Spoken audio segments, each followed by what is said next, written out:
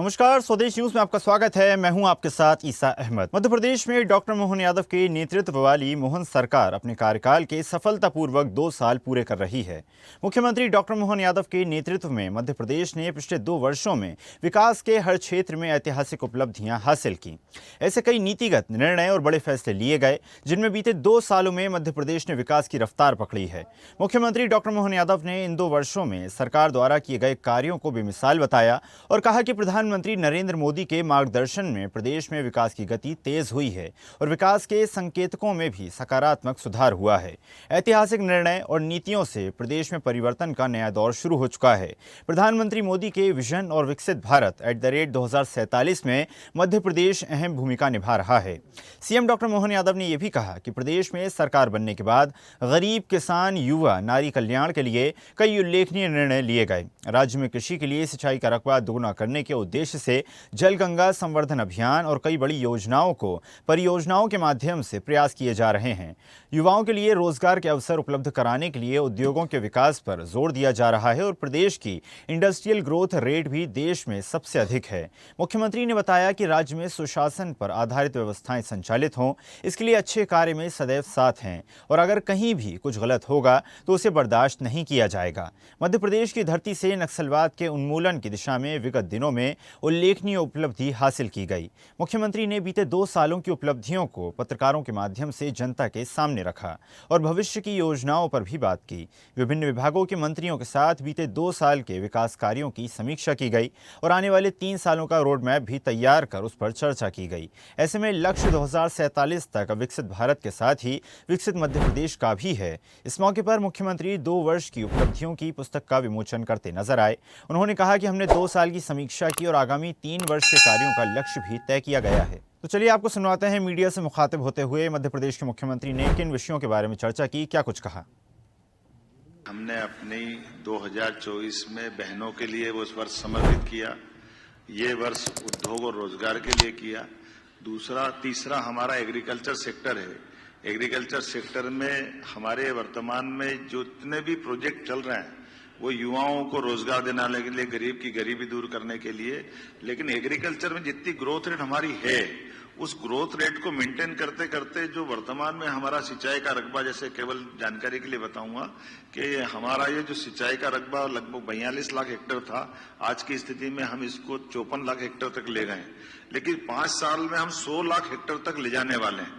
जब 16 लाख हेक्टेयर तक ले जाएंगे तो ये जितनी बड़ी बड़ी परियोजना मैंने नदी जोड़ों की बताई, इसके साथ साथ जो प्रोजेक्ट हमारे चल रहा है उसका डिटेल भी हम दे देंगे कि हम ये जो कह रहे हैं ये ठोस कह रहे हैं। लेकिन इतना भी जानते हैं कि जब हमारा सिंचाई का रकबा बढ़ेगा तो हमारी एग्रीकल्चर ग्रोथ रेट भी बढ़ेगी और क्रॉप हमारे पास ज्यादा आती है तो उसकी चुनौती भी बढ़ती जाएगी। तो हमारी क्रॉप की प्रोसेसिंग यही हो जाए, हमारे किसानों को उसका दाम सही मिल जाए, उसमें कोई कठिनाई नहीं आए, इसीलिए इस दिशा में हम लगातार काम कर रहे हैं। और ये एक बड़ा टारगेट है जब हम अपने किसानों की समृद्धि के लिए तीनों तरह से काम करेंगे। वो बागवानी के क्षेत्र में जाए, वो वार्षिक खेती उत्पादन में काम करे, सब्जी बाकी चीजों में, लेकिन मसाले की खेती भी करे, आयुर्वेदिक खेती भी करे। और उसी के साथ साथ जैसे मान लो ज्यादा प्याज आ जाए तो प्याज उसको फेंकना नहीं पड़े, तो इसलिए हम एरिया आइडेंटिफाई करके प्याज से पाउडर कैसे बनता है, लहसुन से पाउडर कैसे बनता है, तो उससे जुड़ी हुई इंडस्ट्रियों को जोड़ करके उसकी प्रत्येक क्रॉप का दाम भी सही मिले और कठिनाई नहीं आए, इस पे भी काम करें। हमने तो सुना आपने किस प्रकार मध्य प्रदेश के मुख्यमंत्री डॉक्टर मोहन यादव ने मीडिया से चर्चा करते हुए बताया किस प्रकार लगातार 2 सालों में विकास कार्य किए गए हैं, अनेक योजनाएं लगातार संचालित हैं और इसी गति से लगातार मध्य प्रदेश आगे बढ़ेगा और अगले 3 साल का रोड मैप भी तैयार है। खास चर्चा करेंगे, हमारे साथ खास मेहमान जुड़ेंगे। सागर कसेरा जी, प्रवक्ता भारतीय जनता पार्टी से हमारे साथ जुड़ गए हैं और डॉक्टर भूपेंद्र सुल्लेरे, राजनीतिक विश्लेषक हमारे साथ जुड़ गए हैं। आप दोनों ही अतिथियों का स्वदेश न्यूज में बहुत बहुत स्वागत है। सबसे पहले सागर जी, आपके पास आना चाहूंगा। 2 साल बेमिसाल रहे, कई सारे कार्य किए गए, लेकिन लगातार भारतीय जनता पार्टी की सरकार है, दशकों से कार्य किए जा रहे हैं। क्या लगता है आपको, दशकों से किए गए कार्य और क्या खास रहा इन 2 सालों में? देखिए, सबसे महत्वपूर्ण बात तो यह है कि इन 2 वर्षों में माननीय मोहन यादव जी और हमारे, मैं ऑडिबल, मेरी आवाज आ रही है? जी जी बिल्कुल जी, तो मैं ये कह रहा था सबसे महत्वपूर्ण बात तो यह है कि पिछले 2 वर्षों में माननीय मोहन यादव जी और डबल इंजन की सरकार माननीय नरेंद्र मोदी जी के नेतृत्व में इस रफ्तार से कार्य कर पाई है जिससे ये बीमारू राज्य कहा जाने वाला मध्य प्रदेश भारत के सर्वाधिक उभरते और प्रशासनिक रूप से प्रेरणादायक राज्यों में आज गिना जा रहा है। 13 दिसंबर 2025 को जब मोहन सरकार अपने 2 साल पूरे कर रही, तो ये 2 साल नहीं, ये विकास का एक ऐसा एक्सप्रेस वे तैयार हो रहा है जिस एक्सप्रेस वे से सुशासन का स्वर्ण अध्याय लिखा जा रहा है और नागरिक केंद्रित प्रशासन का एक राष्ट्रीय मॉडल का स्थापितीकरण भी इसके माध्यम से हुआ है। तो सुशासन जहां निर्णय तेज हो, परिणाम स्पष्ट हो, तो मध्य प्रदेश देश का ऐसा पहला राज्य बना जिसने साइबर तहसील और साइबर तहसील 2.0 लागू की। नामांतरण, बंटवारा, राजस्व विवाद आज एक क्लिक में हल हो रहे हैं। संस्कृति और गौरव के पुनर्स्थापन में भारतीयता का जो पुट देखने मिलता है, ये पुनरुत्थान ओंकारेश्वर के अद्वैत लोक से लगा डोंगला की आधुनिक वेधशाला, श्री कृष्ण पाथेय न्यास और 1450 किलोमीटर का जो श्री राम वनगमन पथ तैयार हो रहा है और सिंहस्थ उज्जैन 2028 की तैयारियां जिस पैमाने पर चल रही हैं, ये बताता है कि सरकार केवल आज नहीं बल्कि 2047 के विकसित मध्य प्रदेश की बेहतरीन तैयारी कर रही है। युवा केंद्रित पहले हुई हैं, रोजगार, कौशल, भविष्य की सुरक्षा का कवच तैयार हुआ है। ऐसे हर क्षेत्र में, चाहे पर्यटन हो, कृषि और अन्नदाताओं का सम्मान हो, ये सब कुछ अगर आप देखेंगे तो सर्वस्पर्शी, सर्व समावेशी जो विकास है मध्य प्रदेश के सुशासन के मॉडल में 360 डिग्री माननीय मोहन यादव जी के नेतृत्व में पिछले 2 वर्षों में ऐतिहासिक विकास का मॉडल प्रस्तुत करने में मोहन सरकार कामयाब हुई।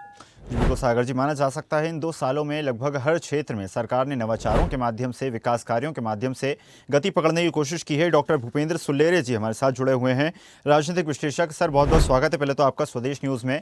और जिस प्रकार लगातार सरकार का ये दावा भी है कि हर क्षेत्र में विकास किए गए हैं, लेकिन आइडल सिचुएशंस तो कभी नहीं आती, विकास की गुंजाइश हमेशा बनी रहती है। किस तरह से देखते हैं आप सरकार के इन 2 सालों को, और किन क्षेत्रों में आपको लगता है अगले 3 सालों में सरकार को कार्य करने की ज़रूरत है? भूपेंद्र जी, अनम्यूट कर सकते हैं आप अपने स्थान से। जी मेरी आवाज आ रही है? जी, आ रही है। देखिए, बड़ा हर्ष का विषय है कि राज्य सरकार के कल 13 दिसंबर है और उसके 2 वर्ष पूर्ण होने वाले हैं। सरकार प्रयास करती है। इससे पहले जब शिवराज की सरकार थे और 22 साल से लगभग बीजेपी की सरकार है और लगभग 4 लाख करोड़ का बजट है और 8 करोड़ की आबादी है, और इसके तहत विभिन्न इन्होंने योजनाएं, नए नवाचार किए और इस नए नवाचार को देश के विभिन्न चुनावों में और विभिन्न राज्यों ने अपनाया है। इस तरह से हम बात कर रहे हैं लाडली लक्ष्मी बहना योजना की बात करें तो वो एक चुनाव टर्निंग पॉइंट बनी, हर राज्यों ने इसको अपनाया। हम मान सकते हैं कि महिलाएं जो पैसा दिया जा सकता है तो वो परिवार में ही खर्च होता है पुरुषों की अपेक्षा, और ये अच्छी योजना है। लेकिन जिस तरह से और भी मॉडिफाइड होकर अन्य राज्यों में आई, लेकिन यहाँ पे एक बेरोजगार की एक बहुत बड़ी समस्या थी। मध्य प्रदेश में पलायन था और हमारे जो क्षेत्र थे, मालवा, चाहे चंबल हो, चाहे मध्य भारत हो, चाहे बुंदेलखंड हो, वहेलखंड हो, इनकी जो इन्हें समिट मीट कराई, इंडस्ट्रियल इन्वेस्टमेंट कराया और जिसके तहत इनने रोजगार सृजन की कोशिश की। इनका मानना है कि 3 लाख लगभग रोजगारों को सृजित किया और 1 लाख के लगभग शासकीय रोजगारों को सृजित किया। क्योंकि हम देखें अगर पुराने परिवेश में तो 2023 का चुनाव और जिस परिवेश में लड़ा गया था वो बेरोजगारी के कारण लड़ा गया था, और कांग्रेस हमेशा किसानों के ऋण माफी की बात हमेशा करते रही है, किसानों की भी बात करती रही है। किसान के लिए केंद्र की सरकार ने निश्चित रूप से उनको 6,000 रुपए और यहाँ की सरकार 4,000 रुपए देती के उनको वार्षिक रुपए देती थी।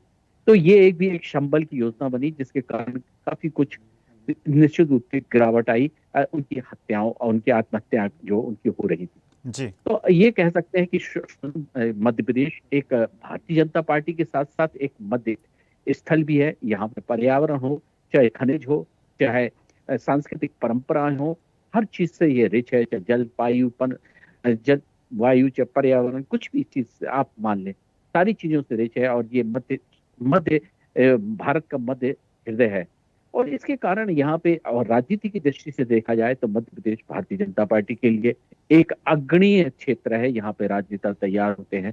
हमारे पूर्व प्रधानमंत्री अटल बिहारी भी यहीं से रहे हैं, यहीं उनकी स्थली रही, कर्मभूमि। तो ये एक विभिन्न क्षेत्र है और यहाँ पे नए नवाचार विभिन्न पार्टियां करती रही हैं। निश्चित रूप से अगर कहा जाए तो केंद्र की जो सरकार डबल इंजन सरकार है और जिस आइडियल रूप से उनको वित्तीय और सामाजिक और नई परियोजनाओं का जिनका सपोर्ट मिला, उनको राज्य ने हमेशा लागू किया और अग्रणी, चाहे हम सौर ऊर्जा की बात करें तो सौर ऊर्जा के क्षेत्र में भी मध्य प्रदेश एक अग्रणी राज्य है भारत के क्षेत्र में, जो प्रधानमंत्री जी का विजन है। और हम चाहे उसके कृषि के क्षेत्र में, जो कि उन्होंने द्वितीय और तृतीय वर्ष को कृषि क्षेत्र को माना है, कृषि की बहुत संभावना है, सिंचित क्षेत्र बढ़े जाए, साथ साथ जो कृषि के आधारित परियोजनाएं हैं और जहां पे उनको हार्वेस्टिंग हो रही है उसके हिसाब से उनको वहीं पे मार्केट उपलब्ध किया जाए, तो ये भी एक अच्छा चरण है। दूसरी बात हमने देखा है, सड़कों का जाल बिछाया गया, तो चाहे और नदियों और नहरों को जोड़ने की योजनाएं आई, चाहे केंद्र की तरफ से हो और भी चाहे उन्होंने बुंदेलखंड के पैकेज के रूप में भी बात करी। तो बुंदेलखंड एक जो उन्होंने एक नए नवाचार किए कि विभिन्न क्षेत्रों में जाकर जहां पे क्षेत्र हैं वहां पे मंत्रिमंडल की बैठक करना और उनकी बात करना। इसी तरह से उन्होंने इंडस्ट्रियल समिट के रूप में भी काम किया। उन्होंने विभिन्न क्षेत्रों में जाके, उन क्षेत्रों में चाहे सागर हो, संभागों में जाके बात करी और उसके निवेश। लेकिन अब ये लगभग मानना है कि 600 करोड़ रुपए का निवेश उन्होंने किया है, इस तरह से उन्होंने अपनी बात कही। लेकिन अब धरातल के रूप में कुछ चीजें होती हैं जो ड्रॉबैक हो जाती हैं, लेकिन चुनौतियां उसके साथ साथ हैं। सबसे महत्वपूर्ण है लाइन ऑफ ऑर्डर, क्योंकि उनके गृह मंत्रालय उनके पास है और गृह मंत्रालय के साथ साथ कुछ समस्याएं ऐसी आई हैं, लेकिन तब भी सरकार ने अपनी पारदर्शिता के सिस्टम को बनाने के लिए, जिस तरह से उन्होंने कहा कि अपने एक मंत्रिमंडल के सदस्य के भाई को भी अरेस्ट किया, तो उन्होंने कहा कि अगर ये होता तो उस तरह से उन्होंने विरोध पे भी अब कटाक्ष किया कि हम एक पारदर्शिता रखते हैं सिस्टम की। लेकिन उसके साथ साथ गृह विभाग की कई चुनौतियां हैं, मुझे ऐसा लगता है। लेकिन उन्होंने कई लगभग 24,000 करीब पुलिस के पद सृजित किए हैं और विभिन्न सेवाओं के पद सृजित, उनमें परीक्षाएं कर रहे हैं।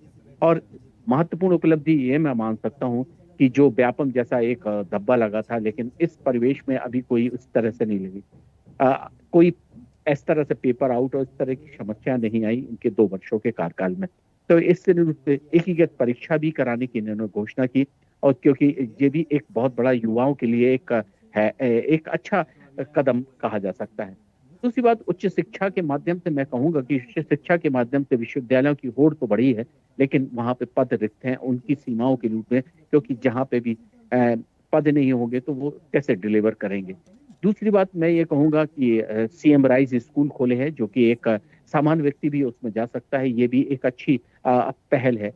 पीएमसी विद्यालय, चाहे एक्सीलेंस शिक्षा के क्षेत्र में भी नए नवाचार किए, क्योंकि वो पूर्व में भी उच्च शिक्षा मंत्री रहे, उस चीज की नम्र को समझते हैं कि राज्य जब भी विकसित कर सकता है जब शिक्षा के वही आयाम और शिक्षा अंत तक पहुंचे।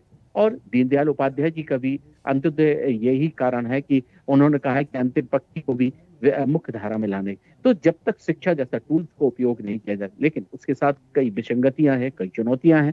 उन चुनौतियों के लिए जैसे विश्वविद्यालय के रूप में एक महाविद्यालय को विश्वविद्यालय का रूप दे देना, उसका इंफ्रास्ट्रक्चर नहीं डेवलप होना, ये सारी चीजें हैं। नियुक्तियां ना होना, उसके अनुरूप जब विश्वविद्यालय में या कहीं पे भी नियुक्तियां होती हैं तो उनमें नियुक्तियों में थोड़ा सा विवाद रहता है। कुलगुरुओं में अभी हमने देखा है कि हम कई बार डिबेट कर चुके कि इस 22 साल में 16 कुलगुरु ने अभी रिजाइन या धारावामन के तहत हटाना पड़ा। तो ये सब छोटी छोटी चीजें हैं, लेकिन बड़ी महत्वपूर्ण है, क्योंकि मैं ये मानता हूं कि हर व्यक्ति को एक रोजगार और शिक्षा का अधिकार मिलना चाहिए, जो हमारा संवैधानिक अधिकार भी। और शिक्षा ही नैतिकता के मूल पढ़ाता है और मौलिक चीजें बताता है, और मौलिक और नैतिकता के ही राष्ट्र का विकास हो सकता है। और राज्य का विकास होगा तो निश्चित रूप से हम 2047 के प्रधानमंत्री के विकसित भारत या विश्व गुरु की कल्पना के रूप में करेंगे। तो इस तरह से उन्होंने, और जैसे अभी प्रवक्ता ने वो चीजें जो बताई हैं, चाहे वो रामगढ़ पथ चित्रकूट का हो, चाहे ममलेश्वर का हो, चाहे वो ओंकारेश्वर का है, ये सब चीजें बहुत ही अच्छा है, क्योंकि निश्चित रूप से ये पर्यटन के क्षेत्र में, और अभी हमारे यहाँ जीआई टैग भी मिला है 25 चीजों को। तो इससे काफी कुछ विकास होगा, हम वैश्विक रूप से स्थापित होंगे। लेकिन साथ साथ मैं ये भी कहना चाहूंगा कि इन सब चीजों के साथ साथ व्यक्ति जब तक और चीजों के, हर व्यक्ति को रोजगार और उसको उचित चीज मिलनी चाहिए, तो ये सब मौलिक चीजों के साथ साथ व्यक्ति के समग्र विकास के लिए, क्योंकि उनके जो इस पार्टी के आइडियल हैं वो निश्चित रूप से आइडियोलॉजिकल, चाहे व्यक्ति हो चाहे वो उनकी आइडियोलॉजी हो, निश्चित रूप से नई चीजों को अपनी मूल संस्कृति के साथ विज्ञान को आगे बढ़ाने के लिए प्रयोग करते हैं। जी डॉक्टर और भूपेंद्र, अच्छी बात है, बिल्कुल लेकिन समय की सीमा है।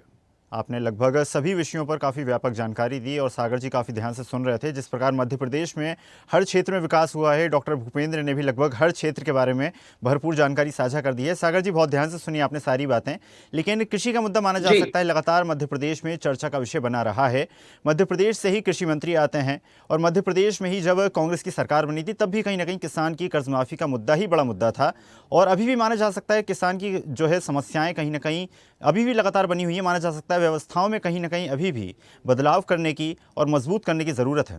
बिल्कुल। देखिए, मैं माननीय भूपेंद्र जी को बहुत ध्यान से मैंने सुना। जी उन्होंने बेसिकली 3 विषयों पर अपनी चिंता जताई। कृषि अन्नदाता को लेकर के, अभी इस पर भी आप ही ने सवाल पूछा है। दूसरा, युवाओं के क्षेत्र में रोजगार को लेकर के, और शिक्षा को, यानी कि युवा केंद्रित पहल को लेकर के। तो जी मैं तीनों का ही विस्तार से जवाब दे देता हूँ। सबसे पहले युवा केंद्रित पहल पर बात करूं तो रोजगार, कौशल और भविष्य की सुरक्षा का एक बेहतरीन कवच बनाने का जो काम है, माननीय मोहन यादव जी की संवेदनशील सरकार ने बेहतर तरह से किया है। कैसे कैसे? तो मोहन यादव जी ने 616 कुछ जॉब फेयर तैयार किए, जो 51,000 से ज्यादा युवाओं को ऑफर लेटर दिए गए हैं। युवा शक्ति मिशन के माध्यम से, पार्थ योजना के माध्यम से, स्टार्टअप नीति के माध्यम से, आईआईटी सैटेलाइट कैंपस को डेवलप करके, आईटीआई का विस्तार करके, और ये सब सिर्फ 2 सालों में पूरी प्रक्रिया को तैयार करके डेवलप किया है, जिसके माध्यम से ओबीसी, एसटी, एससी, जनजातीय समुदायों में, महिलाओं में, सभी के लिए टारगेटेड स्कीम्स बनाई गई हैं, जिसमें युवाओं ने बेसिकली अपना इंटरेस्ट भी दिखाया है, और युवाओं ने स्पेशली इससे सरकार को बेहतर तरह से युवाओं के सपनों के लिए किया गया प्रयास बताया। और देखने में आया है कि इससे बहुत बेहतर तरीके से प्रयास जो माननीय मोहन यादव सरकार ने किए हैं, जी इसके सुचारू परिणाम भी जमीन पर दिखाई देते हैं। अभी कृषि के क्षेत्र में अगर बात करते हैं तो कृषक कल्याण मिशन हो गया, फसल बीमा का कवरेज हुआ जो 50% से जिसका विस्तार किया गया है। जी कोदो कुटकी में जो एमएसपी पहले कभी नहीं हुआ करती थी, उन क्षेत्रों में भी एमएसपी के भाव को बढ़ाया गया है। सोयाबीन में भावांतर के माध्यम से कई किसानों को आर्थिक सहायता मिली है। 53,000 करोड़ तो माननीय प्रधानमंत्री की किसान जो योजना है उसके माध्यम से अंतरण उनके खातों में किए जा चुके हैं। 153 रुपए का जो बोनस गेहूं की खरीद पे दिया जाना है, ये अपने आप में अविस्मरणीय प्रयास है माननीय मोहन यादव जी की सरकार ने किए हैं। और ये सब 2 सालों में हुआ है, एक सरकार में हुआ है, डबल इंजन की सरकार में हुआ है, भारतीय जनता पार्टी की सरकार में हुआ है। 32 लाख सोलर पंप का हमने लक्ष्य रखा। जो पराली रोकने की जो सैटेलाइट का बेसिक थी, उसकी मॉनिटरिंग का सिस्टम तैयार किया। नए बाजार प्रिपेयर किए। ये सरकार किसानों को सपोर्ट बस नहीं दे रही है, कृषि अर्थव्यवस्थाओं को भविष्य में लेकर जा रही है। और इसी कारण से आज हम देखते हैं कि कृषि कर्मण्य जो पुरस्कार मध्य प्रदेश को लगातार मिल रहा है, ये अपने आप में एक बहुत ही ऐतिहासिक उपलब्धि जी है, बिल्कुल। जो माननीय कृषि मंत्री, माननीय प्रधानमंत्री जी के समृद्धशाली शक्तिशाली नेतृत्व और मोहन यादव जी के विजनरी नेतृत्व के अंदर पूरा हुआ है। और 2 वर्षों में इंफ्रास्ट्रक्चर के क्षेत्र में हमने विकास का एक ऐसा ब्लूप्रिंट तैयार किया है। जैसे आप देखिए, इंदौर में मेट्रो चल रही है, भोपाल में शुरू होने वाली है, 4078 किलोमीटर की सड़कें जो है बनाई जा चुकी हैं, 73 राष्ट्रीय राजमार्गीय परियोजनाओं का कार्य जो है वो निर्माणाधीन है। उज्जैन इंदौर 6 लेन बहुत स्पीड से बन रही है। भोपाल कानपुर आर्थिक कॉरिडोर बहुत ही तेजी से डेवलप हो रहा है। तो मध्य प्रदेश में ऐसा लगता है जैसे कि हर दिशा में विकास का एक ऐसा नक्शा खींचा जा रहा है, जहां अपने आप में उसकी खूबसूरती देखते बन रही है। जैसे रीवा, दतिया, सतना, 3 नए हवाई अड्डे बेहतरीन तरह से चालू हो चुके हैं। और सबसे बड़ी बात है, मध्य जी प्रदेश जी में स्थापित होने जा रहा बीईएमएल का रेल मैन्युफैक्चरिंग सेंटर, जो एमपी को औद्योगिक रूप से नए स्तर पर लेके जाएगा। जी तो अगर देखा जाए तो माननीय मोहन यादव जी ने 3 डिग्री प्रयास किए हैं, हर क्षेत्र में कार्य किए हैं, और जिसके माध्यम से आज प्रदेश जो है बीमारू राज्य से बहुत कोसों दूर निकल आया, पूरे देश की आर्थिक ग्रोथ का जी इंजन बनने जा रहा है। ये माननीय मोहन यादव जी के सपनों का मध्य प्रदेश है, और हमें गर्व है कि पिछले 2 वर्षों में ऐतिहासिक उपलब्धियां माननीय मोहन यादव जी की भारतीय जनता पार्टी की सरकार ने हासिल की हैं। चलिए लास्ट कमेंट ले लेते हैं डॉक्टर भूपेंद्र से। डॉक्टर भूपेंद्र, समय की बाध्यता के चलते संक्षिप्त में उत्तर दीजिएगा, किस प्रकार से देखते हैं आप अगले 3 सालों को? क्या लगता है आपको किन क्षेत्रों में सरकार को अभी अगले 3 सालों में कार्य करने की जरूरत है? देखिए, बीजेपी सरकार जो है एक संगठनात्मक पार्टी है, और संगठनात्मक रूप से उनको जो संगठन से समन्वय बना के जो निर्देश मिलते हैं उसके रूप में जी एक कुशलता दिखती है, उनकी कार्य पद्धति है। लेकिन सबसे महत्वपूर्ण अभी 2026 में जब उज्जैन में कुंभ होगा, और उस कुंभ में उनकी चुनौती रहेगी और निश्चित जी। रूप से अगर वो अच्छा भी होगा और उसके कारण उनकी प्रसिद्धि, उनकी कार्यशीलता को भी स्थापित होने में और अच्छा एक समय मिलेगा और वो और अच्छे स्थापित जी। होंगे, क्योंकि कुंभ एक सेंट्रल बजट भी देगा, स्टेट का भी रहेगा और इससे करोड़ों लोग आएंगे और जिसके कारण वह सरकार की एक उपलब्धि के रूप में। दूसरी बात, उन्होंने अभी जो मंत्रिमंडल के साइड बैक जो 2 साल का हुआ और 3 साल की योजना जो बनाई है, तो एक रोजगार के रूप में और जो उनकी एक जी। शिक्षा के रूप में, क्योंकि वो शिक्षा मंत्री रहे हैं, तो मेरा ये कहना है कि जिस तरह से जी। जिस तरह से उनकी लाडली बहना योजना, उसके लिए फिर वो हर 3 महीने में या 2 महीने में वो लोन 5,000 करोड़ का लेते हैं, 5,000 करोड़ का, या किसी भी तरह से, तो ये एक जीडीपी के रूप में जो है उनका लगभग कृषि में भी जी, लगभग जी। 18 से 20% का योगदान है और यहाँ के देश के में भी लगभग 8% जीडीपी के जी। मध्य प्रदेश योगदान करती है। तो ये एक समन्वय निश्चित रूप से बनाना पड़ेगा। जी।